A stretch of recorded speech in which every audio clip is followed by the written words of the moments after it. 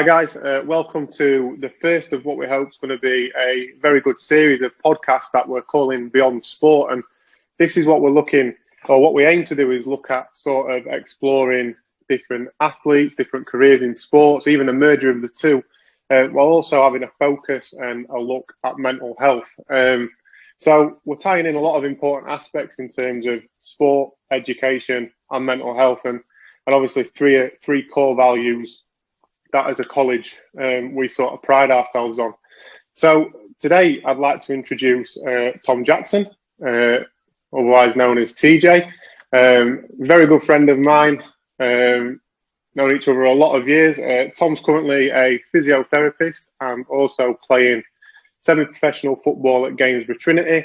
A lot of the paths our students want to take is down a physio route, so sort of very applicable not only to the academic side, but also a lot of our students look to play sport at a high level, so very applicable on that side as well. And obviously to cover the link between sport education and mental health, I think it's a well-rounded first guest to start with. So my first question, TJ, is sort of before we delve into the sport and mental health side is, when did you sort of identify you want to be a physio, and what route did you take down the path to becoming one? Yeah, so it probably started at quite a young age. As a youngster, I was at Rotherham from the age of 8 years old. And I had, it probably what triggered physio was when I was 11, I think, under 12s. I fractured my tibia. So at that time, being at a club in a centre of excellence, I got access to the first team physio there. So the rehab was really good, and recovering from injury in that environment was, and I spent a lot of time with the physio there and really enjoyed it. Really enjoyed understanding my problem and how to improve and how to get back to full fitness and even better than the level I was at. So I think that probably triggered it, and then it maybe was something that's still quite a young age. So it was something that was in the back of my mind. And then as I went through school, it was something again that as you're thinking towards what you want to be doing, football was always kind of in your head, but then you're thinking about what you want to be doing. That had always kind of been there. My interest in the human body, the interest in biology and PE. So it kind of led itself nicely down that road. So I did GCSEs and then A-levels in PE, biology and maths, which led me to University of Liverpool to study physio. Real. Anyone got any follow-up questions there in terms of the back of that? You TJ, as being a physio yourself and obviously having the experience of having your own injury, how do you take that into your own practice if you are dealing with players that maybe have done an ACL or had a really bad leg break? You know, how do you keep those guys going in terms of mental health and getting them back playing? Yeah, it can be quite tough. I think mental health suffers quite dramatically when people have injuries, and specifically more serious injuries, like you say, in ACL, you're normally out for anywhere between eight months and 16, 18 months. So it's kind of, you have to, a lot of the time as a physio, you are talking to people, and obviously during treating them, you're talking a lot, and it can be a time when emotions come out, when people are there, they've maybe bottled it up quite a lot. And then when you're talking about recovery, you're talking about what they need to be doing, it kind of can come out a little bit. So it can be tough. There's kind of different phases to it, I'd say, as well. I mean, everyone's different. Everyone deals with injury in their own way. But obviously, as the injury happens in that acute first phase, there's the shock. There's probably the fear of, will I play again, or how long am I going to be out for? And then it's about dealing with that and looking kind of, I think the best way to do it is to kind of set mini goals for people, because if you're looking and saying, right, in 12 months, you're going to be playing football again, that can be quite hard for people to get their head around. So it's about setting little goals and looking at, say, whether they need surgery. So you may think, right, we're going to do 4 weeks of training. We're going to get you into a really strong position so that you can recover well from your surgery. And then you have your surgery, and then it's again, you can chunk it and say, right, it's kind of getting people to understand the physiology and what the recovery is and what's going on with the body, and then they can understand how they can chunk it down and set themselves little goals. And each time they achieve a goal, every 2 weeks, every 4 weeks, every few months, it gives them that little positive booster. But it's definitely an issue, and probably that's something that's, I'd say, coming to the front more and more now. And like you say, personal experience, I think that can be quite useful for me specifically, because I'll talk about my previous injuries, and you get that, you can build a bit of rapport with people, which is quite nice. And you're giving people that knowledge base, so when they do recover, when they do get back playing, they've then got a little catalogue of exercises, if you like, where they know, right, these are the things I need to be doing for injury prevention. And if I get little niggles, I know what I'm looking for, I know what I can feel, and I know what different exercises I can be doing to help prevent it. Excellent. So my kind of question for you is, do you feel sometimes you are kind of more than just a physio? So you're more than just kind of looking after the injury, you're looking after the well-being of them, and you're kind of advising them that kind of way as well? Definitely, it's a massive part of it. You kind of, like you say, sometimes different emotions can come out. You can be doing some basic treatment with someone and just get chatting with them, and other issues may come out. Other life issues may just get talked about, because it's kind of that little the link between obviously the mental side of things and the physical side of things. Physical issues are very, very close. Sometimes you find that mental health can be a trigger for physiological issues. So if, for example, if someone is suffering with depression, that may be presenting itself to them as physiological issues. And as you start to treat them and just by being with them and talking through things, but then giving them some sort of physical response to their problem, things start to improve in both areas. And like you say, that's probably a really good part of it. It's educating people, I'd say, is a main part of it, and getting them to have that understanding of the problems, and then empowering them to go and take responsibility to, like I say, if those issues come again, to take responsibility to know how to deal with them in the future. Yeah, just to follow on from that, with teenagers in the modern day, mental health issues are riper than ever. There's like more pressure on people my age than there's ever been. Having gone through college and university and things, what advice would you give to someone my age? So, I mean, in terms of both kind of just achieving what you want to through college and uni.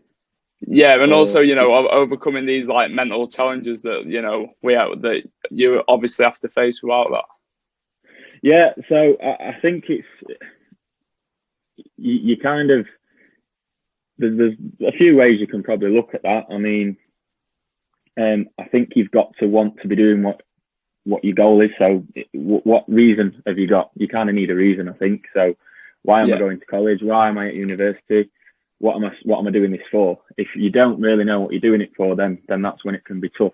And so it's about kind of trying to set yourself little goals of, right, I'm studying this for the next year so that I can do this.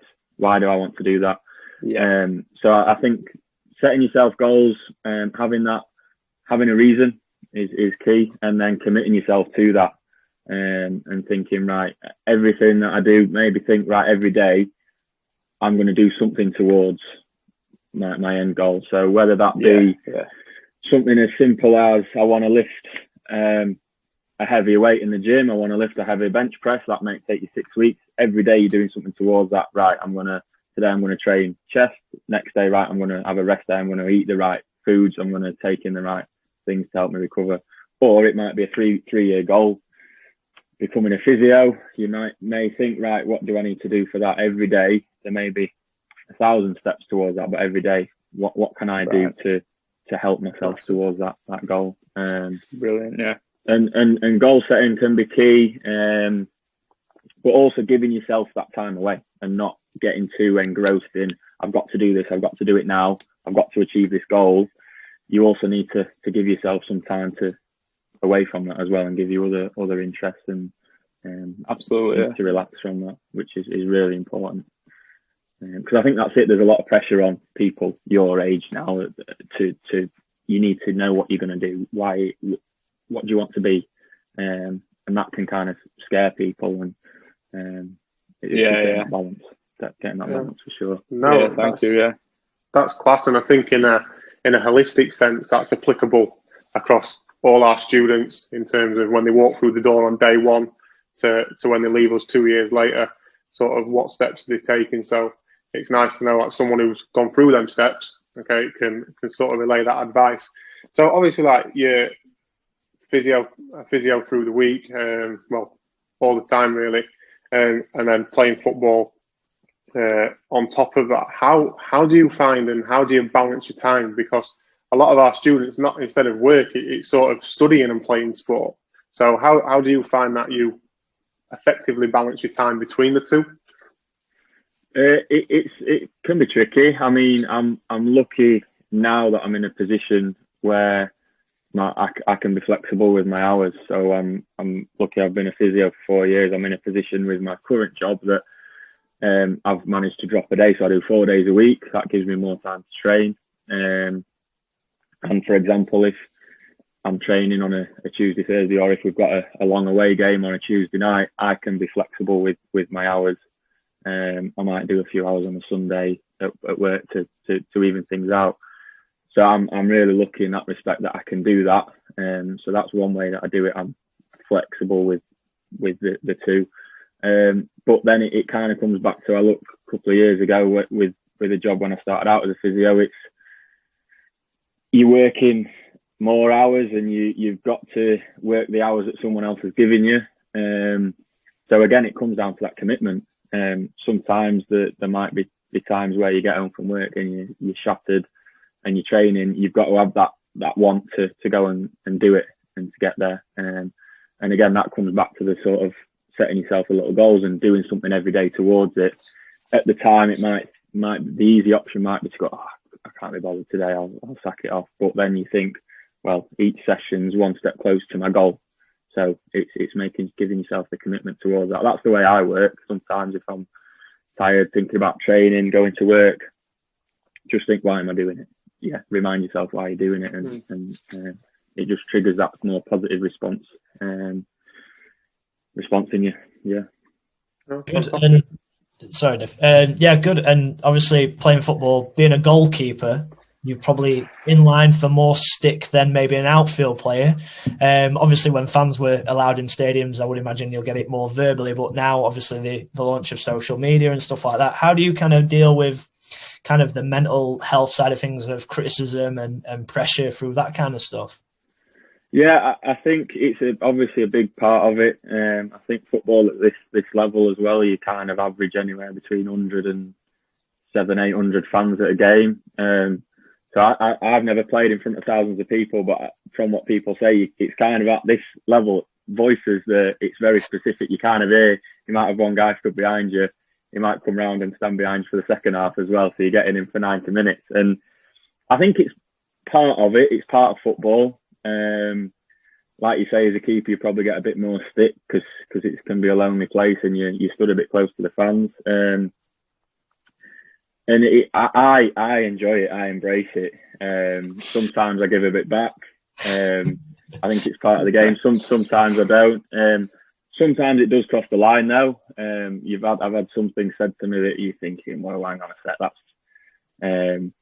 But I think again, you're playing football. You kind of blank it out while you're playing, and you use different triggers to block it out. And that's easier said than done. If someone's giving you some stick, if it's getting personal, it can be quite hard to do that. But I think it's key to always again think, right, I'm playing again football. I often think I'm on the pitch here. You're the one stood with a pint of beer behind me, who's laughing really, and you just kind of think of it that way. And like I say, you give a bit back, and then but 9 times out of 10 at the end of the game, if they've been hammering you for 90 minutes, whether you've won or lost, they'll say well done, and there's the respect there. Sometimes it isn't, but I think you've got to not take that away with you and just kind of move on from it each game. It's part of it, and yeah, not take it with you. But then, like I say, there are times. Fortunately, I've never been on the end of anything more sinister, but we know it happens, and we know it happening, and that's when it needs to be talked about, and the people who are responsible for it need to be kind of picked out, because you can't be having any sort of discrimination, racism, homophobia, or anything like that being shouted from terraces, because it's obviously, like I say, there's a line, and part of it's the part of the game, and then part of it definitely crosses the line. With social media, I think it's something I personally haven't had much negative in the way of. You see bits and bobs in match reports and people responding to things, but again, I think it's easy to take it personally, and I think it's also, you just kind of got to think, what does it really matter? What does their opinion really matter? People's opinions, isn't it? And as long as your gaffer's giving you the good opinion, then you're exactly in the right place, aren't you? I suppose it comes back to, again, just like blocking that stuff out and focusing on taking them steps to get into where, like, focusing on the steps and stuff. So yeah, and you kind of, you can have little trigger words. You might hear something and you might then think, right, refocus. Or if you make a mistake, you're getting absolutely hammered. But you're thinking, right, I can't affect that now. They're going to probably give me it for the next 40 minutes, the next 60 minutes, but I can't affect that now. It's gone. So reset each time, deal with the next thing that comes to you, and that's kind of it. Would you talk much about it as teammates? Would you talk about sort of mental health? I know it's like footballers are notorious, and males in particular, but sort of notorious about not speaking up about, feeling anxious before a big game, or feeling a bit depressed, maybe having won 3 or 4 games on the bounce. Would you have sort of accountability with teammates and coaches? And I think it happens. I think it could probably happen more, and probably people don't open up fully. But you obviously have, if, like you say, if you're having a run of bad games, or the team are, it'll get talked about. It'll get talked about in the dressing room. It can depend on your manager. I mean, the manager at Gainsborough at the minute, it's quite open. So after every game, it'll be, has anyone got anything to say? And it'll be a kind of a non-judgmental environment. Some people speak up, some people don't want to, and things will get talked about.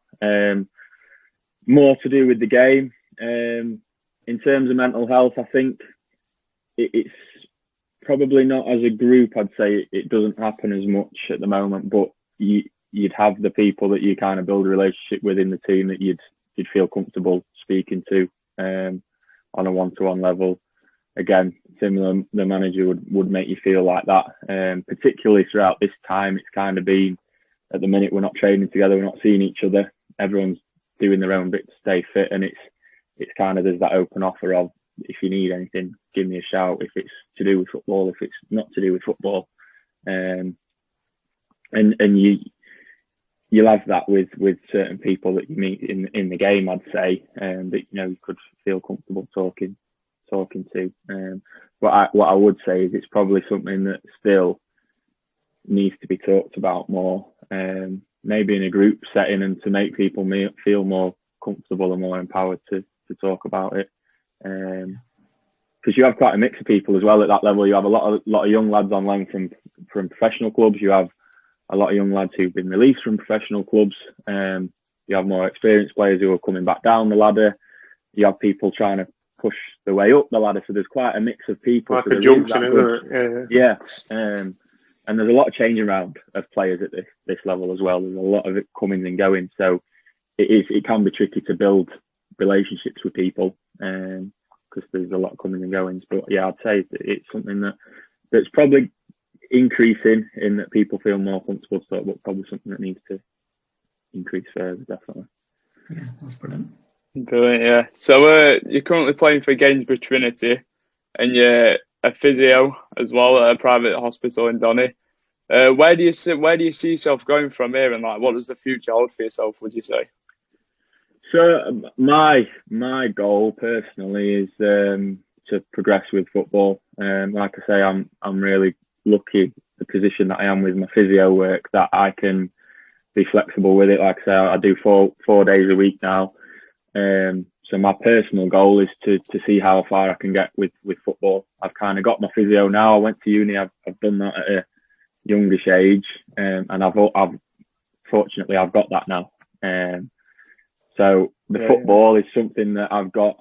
I'm 25 now, so I've maybe got as a goalkeeper 10 years, 12 years. Yeah, how far I can go. So my goals being to see basically how high I can play. Personally, I'd love to play football full time. So the last few years, I've climbed the league each season in the last few years. So the plan is to keep working towards that and keep pushing up that and see how high 100%, we can get. Yeah. Brilliant. Or even like when you get to wherever football takes you, you're sort of going down focusing on a bit of a different pathway to physio at the minute. Are you still grateful and like sort of see your education as sort of like an invaluable experience in terms of like a grounding? Absolutely, exactly, and that's it. And this is the thing. I think a lot of people, young. I'd have loved to. I got released from Rotherham at 15, 16, so I went I carried on playing football, but went down the education route. And now, like you say, I'm grateful for that because I've got that in the bank now. Physio, I can be a physio. I've got my degree. I can be a physio for as long as I want to, whether that's specifically in sport, whether it's in the NHS, whether it's in private care. And I think that's what's important at a young age. If people are wanting to be footballers, great, work towards that. But you've also got to see the education side of things. If it doesn't work out that you're reaching the top level, you've got to have that backup plan. And it may not be the end of the world for football, but by having that backup plan, you're giving yourself a basis to work from. You're giving yourself an education that you can then try and build it back up on. It's not one or the other. You studied in Liverpool. What was it like to study, maybe away from Doncaster? And was your decision because you wanted to live away, or was it the course right for you? It was Joel Murray's you were at, wasn't it? It was Uni of Liverpool. Uni of, okay. Yeah, absolutely loved it. It was brilliant. I mean, I did want to move away from home to go to uni. Not necessarily. I think I looked at York, Northumbria, Nottingham, but then when I went to Liverpool to look around the uni, I just was like, you just felt at home. Felt like this is the place I want to be. Absolutely loved it there. The course was brilliant. And then the people you meet, uni lifestyle, having that for 3 years, and learning to grow up a little bit and live in your own house and meet. I went on my own. I didn't know anyone there. So just going out and meeting people and making new friends and that sort of thing was brilliant. And I think I probably, like you say, enjoyed being away from home and probably at that point needed it. And then I did a year and a half in London, got a job in London after I graduated, did a year and a half there, and then decided to move back to Donny. Class, yeah. Yeah, and it's just because a lot of our students are a bit undecided if they're going to stay local, which is fair enough, or maybe go for a specialist degree, or to go and have that sort of that independence of going to university and having to manage your time and other sort of things that could distract you. So that's decent. Did you do much volunteering in terms of a practice? Or? Yeah, I did bits. So they do like that. For physio, they do like you to have some work experience. It's hard to get, I'd say now, particularly with the current situation. For example, we can't have any students at our work purely because you're limiting staff. You don't want any people in an environment that you don't need them. So I think it's going to be even harder for people now to get that work experience, but it's always worth. I was lucky. One of my dad's friends is a physio, so I did a week or two at his private practice, just shadowing. I reached out to the Doncaster Knights physio, managed to get in there for a couple of days. It's just being confident and trying to get hold of different people, not being scared of picking up the phone and asking. The worst thing that they can say is no. That's the tricky thing at the minute. A lot of places are going to say no purely because of the current situation. But hopefully, as we move out of that, people will be able to start to see that and get that going again. But I think unis will understand that as well. I think if people are thinking about applying for university, whatever course it is, that they'd like you to have some experience and some volunteering, I think they'll understand that people will have struggled to have got that in the last year or so. But like I say, it's just picking up the phone and sending an email and seeing what you get back. You might get a no. That's great advice. Yeah, I heard you mention about having confidence and when you go into uni and getting these work experiences. For a more of a naturally unconfident person listening to this, what would you say to them to build up the confidence? Just do things like that. So it's easy to. I'd say my confidence grew massively when I was at uni. So when like I say, it was a big step to move to somewhere where I didn't know anyone. My confidence at that point through school was, I'd say, quite low. I was quite quiet. But it's just thinking of things. Something will come to you, think, and it's the easy thing is, oh no, I won't do that. No, nothing will come of it. It's the easy answer. Yeah. Like I say, something as simple as picking the phone up, searching for whatever it is you want to do, whether it's physio or not, picking the phone up and ringing and speaking to someone and asking a question. It's just about repetition of doing it. Yeah, not being afraid of the answer. And those, a lot of the time, those no's, the answers where you get knocked back will build you up because you'll think, you know what, you might have built it up in your head that they're going to say no and it's going to be a big problem. And you actually put down the phone, you think, well, that wasn't really that bad, was it? It's kind of... and doing that regularly just builds your confidence up. And then before you know it, you're doing that sort of thing without even thinking, without the fear of it and the anxiety of doing it. You're just doing those things. It'll come more naturally. But it's just a repetition thing, like you said. Yeah, that's class advice. Just kind of going back onto what you mentioned about kind of like the current situation. I want to kind of, so you've talked about how it's affected kind of your job, but what do you kind of do to keep yourself kind of mentally fit and obviously not being able to do certain things? What kind of things have you been getting up to obviously keep yourself mentally occupied? Yeah, so I've done a few bits and things that I've kind of evolved with more in the last year or so. I think one thing that I use is mindfulness, meditation. That's something I'm researching more and more now, but I use that regular Headspace app is brilliant for that. And people, when I started doing meditation, you kind of, people talk about it and you're thinking it's this weird thing. It's just sitting and breathing and giving yourself 10 minutes, 15 minutes of doing nothing. And it sounds daft, but the benefits it gives you, it clears your head. And then from there, you can think, you can get a clear picture of what you want to do and get strategies to do things. So I found it tough in the second lockdown when football stopped again before Christmas.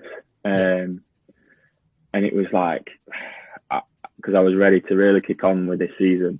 And I had a couple of weeks feeling sorry for myself. And what I've done this year, I found it really good. I've just programmed myself. I've done myself a 4-week program where on Monday I train legs, like Tuesday I bike to and from work, simple things like that. But if you just write them down, you tick them off and you've done. Today I've been and done some feet and some running, some ladders work. It's easy to not do it when you're just thinking, what shall I do today? What shall I do today? Whereas if you've given yourself 4 weeks of, right, Monday I'll do that, Tuesday I'll do that. It's easy. You just think, right, what am I doing today? Okay, I've said I'm training my legs, right. And then you just tick it off. So planning, like I say, the mindfulness meditation is really good. Yoga, I practice pretty much every day, 5-6 times a week. I think that's brilliant. And then injury prevention stuff. So again, I'm lucky because I know a little bit more about that. But that's something that you can research yourself. And I think, like you say, once you've had an injury, it's something that you probably become more natural with because you've seen the benefits of rehab.